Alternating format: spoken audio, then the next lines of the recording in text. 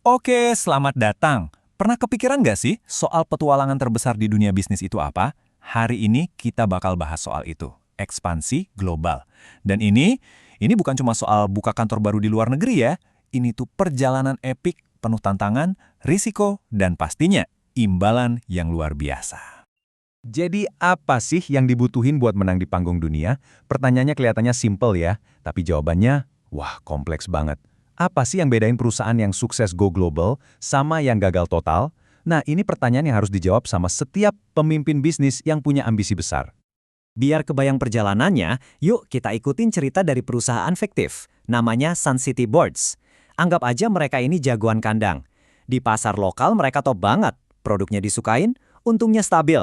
Tapi sekarang dunia manggil-manggil nih. Dan mereka harus mutusin, mau jawab panggilan itu atau enggak. Setiap perjalanan pahlawan kan selalu dimulai dengan sebuah panggilan. Nah, di dunia bisnis, panggilan ini sering banget datang dalam bentuk tren global yang suka nggak bisa dihindari. Tren ini yang dorong perusahaan keluar dari zona nyaman mereka. Dan tren-tren ini bukan cuma peluang bisnis biasa loh. Ini kekuatan yang benar-benar mengubah dunia kita. Pasar yang dulu ketutup, sekarang kebuka lebar. Teknologi bikin kita nyambung dalam sekejap. Dan pelanggan dimanapun, mereka nuntut akses ke produk-produk terbaik. Jadi buat perusahaan kayak Sun City Boards, kalau mereka cuekin panggilan ini, ya sama aja kayak rela ketinggalan zaman.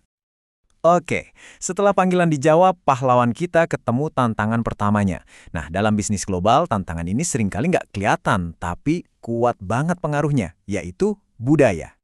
Supaya bisa berhasil, kita butuh semacam peta buat navigasi di dunia baru yang asing ini. Nah, di bisnis global, peta itu adalah pemahaman soal dimensi budaya. Tanpa ini, dijamin nyasar. Kenapa? Karena ini bantu kita baca aturan-aturan tak tertulis pas lagi bisnis di negara lain. Contohnya gini deh biar gampang. Coba bayangin Sun City Boards lagi meeting di negara yang jarak kekuasaannya tinggi. Tim lokal di sana mungkin bakal diam aja, nunggu bos paling atas yang ambil keputusan. Sebaliknya, kalau meeting di negara yang jarak kekuasaannya rendah, tim yang sama bakal bingung kalau mereka nggak diajak diskusi. Paham bedanya kan? Ngertiin detail kecil kayak gini tuh jadi kunci buat bangun kepercayaan. Di setiap cerita epik, pasti ada naganya kan? Monster yang harus dihadapi. Nah, dalam ekspansi global, naga-naga ini muncul dalam bentuk berbagai risiko yang siap menerkam. Nah, ini dia intinya, pertaruhan global. Di satu sisi ada harta karunnya, pasar baru yang belum dijamah, inovasi, pertumbuhan yang cepat. Tapi di sisi lain ada bahaya yang mengintai, yang bisa bikin perusahaan sekuat apapun langsung lumpuh. Yuk kita bedah satu-satu naganya. Pertama, risiko politik. Gimana kalau tiba-tiba ada peraturan baru yang bikin keuntungan kamu ludes dalam semalam? Terus, risiko ekonomi. Gimana kalau nilai tukar mata uang anjlok dan bikin harga produk kamu jadi berantakan? Dan tentu aja, yang paling sering kejadian, risiko budaya. Gimana kalau kampanye marketing kamu malah nyinggung pelanggan dan jadi bencana viral? Ngeri kan? Terus gimana caranya seorang pahlawan siap-siap ngelawan naga? Ya dengan latihan. Mereka nggak langsung terjun gitu aja dong. Mereka siapin diri, asah skill, dan bikin senjata yang tepat. Quote ini bener-bener kena banget. Kamu boleh punya produk terbaik, rencana bisnis paling sempurna. Tapi kalau tim kamu di lapangan nggak siap, baik secara budaya maupun praktis, strategi itu bakal gagal total. Ujung-ujungnya, manusialah yang bikin ekspansi global itu berhasil atau gagal. Oke, jadi gimana cara nyiapin timnya? Pelatihan yang efektif itu bukan cuma seminar sehari terus selesai ya. Ini adalah sebuah proses. Mulai dari benar-benar ngerti apa sih kebutuhan mereka. Terus, kasih pelatihan budaya yang mendalam, asah kemampuan komunikasi mereka. Dan, ini yang sering banget dilupain, kasih dukungan nyata, dukungan logistik buat karyawan dan keluarga mereka yang pindah ke luar negeri.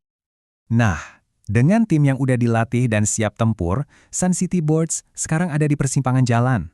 Mereka harus milih strategi. Ibaratnya, milih pedang yang bakal mereka pakai buat menaklukkan pasar global. Pilihan pertama, ini ibaratnya jalan tol efisiensi. Standarisasi. Idenya simpel, satu produk keren, satu pesan yang kuat, buat dimanapun di seluruh dunia. Tujuannya, bikin citra merek global yang konsisten. Coba deh pikirin merek-merek ikonik yang kamu langsung kenal dimanapun kamu pergi. Pilihan kedua, ini jalannya fleksibilitas, adaptasi. Di sini, Sun City Boards bakal mengubah produknya, marketingnya, bahkan cara kerja mereka biar pas sama selera dan kebiasaan lokal. Ini soal jadi kayak bunglon, bisa nyatu dengan mulus di lingkungan yang baru. Jadi, mending mana dong? Standarisasi atau adaptasi? Nggak ada jawaban gampangnya. Standarisasi itu lebih hemat biaya dan bisa bangun merek global yang kokoh. Tapi adaptasi seringkali bikin hubungan sama pelanggan lokal jadi lebih dalam dan bisa nembus pasar yang nggak mungkin dijangkau pakai pendekatan satu untuk semua. Pilihan yang paling benar itu tergantung banget sama pasar dan produknya. Pada akhirnya, perjalanan Sun City Boards ini ngajarin kita satu pelajaran penting banget. Go global itu bukan sekedar centang di daftar rencana bisnis. Ini adalah proses transformasi yang butuh persiapan matang, pemahaman budaya yang dalam, dan pilihan strategi yang cerdas. Dan ini membawa kita ke pertanyaan terakhir buat kamu. Di saat dunia makin terhubung kayak sekarang, sukses itu bukan lagi cuma soal apa yang kamu tahu atau apa yang kamu jual. Tapi, seberapa baik kamu bisa ngerti dan beradaptasi sama dunia di luar sana. Jadi, pertanyaannya, apakah pola pikir kamu udah siap untuk dunia yang tanpa batas ini?